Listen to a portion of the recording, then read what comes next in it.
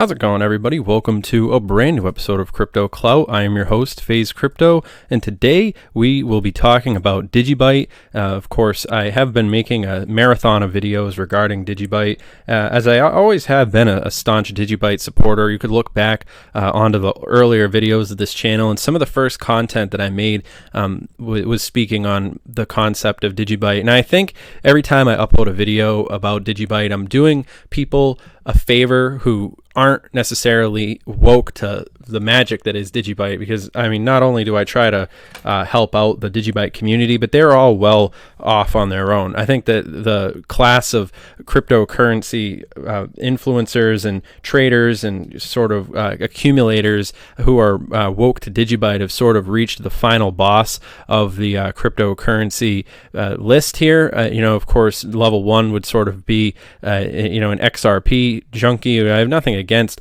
people who are fans of XRP. I could understand thinking about looking at where the banks are going to take things, and all these different variables, and only time will tell. But I would say that in the class of Bitcoin community, I find it interesting to see how people who are Bitcoin maximalists are sort of distracted by Bitcoin's legacy. But I think that's exactly what the cold hard truth of Bitcoin. Of course, I'm not knocking Bitcoin. I mean, there's nothing wrong with holding some Bitcoin. Of course, I'm not going to tell anybody what to hold. And only time will tell, like I said. But I think that the idea of Bitcoin being like a legacy founder token, when all's said and done, and I think we'll see something more like DigiByte as we've been watching actual use cases and actual applicability of these technologies really going into the next stage of where cryptocurrency is going to be active in everyday life. I think people would rather have a faster version of Bitcoin, and I think that these are all variables that do hold DigiByte up to the light. And of course, you do have to think about the day and age when Bitcoin was created. It was it was after the housing market bubble popped, and now we're sort of reaching the history repeating itself with the sort of public health parallel as far as history is concerned. But in the meantime, we did see Bitcoin bounce back over the 9,000, which is good. And of course, DigiByte founder recently, May 17th, had stepped down, and we'll continue to follow that.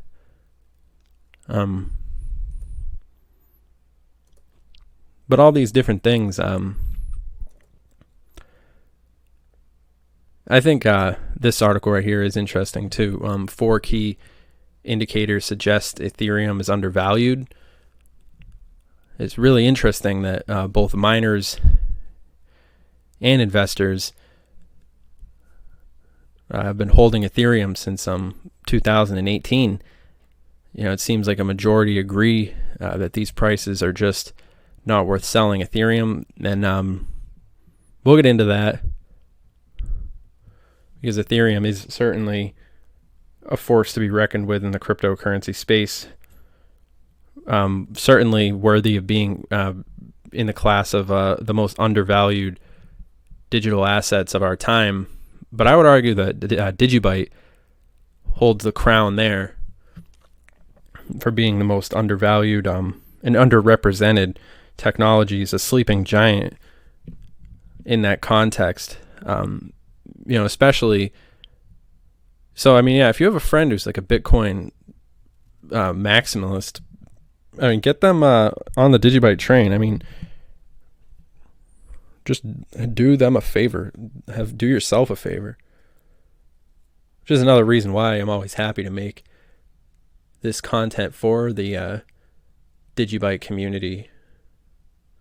One of the most sort of woke, futuristic-minded communities, I would say, in the cryptocurrency space. And that's not to shit on Bitcoin at all. I love Bitcoin, but let's be honest.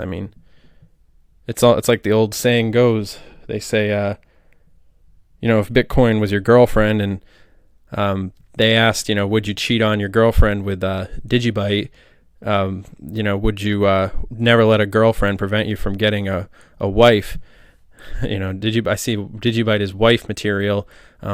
Bitcoin is sort of for the traders. You know, I think that you guys could pretty safely agree on that element, at least. But overall, we'll see where things go.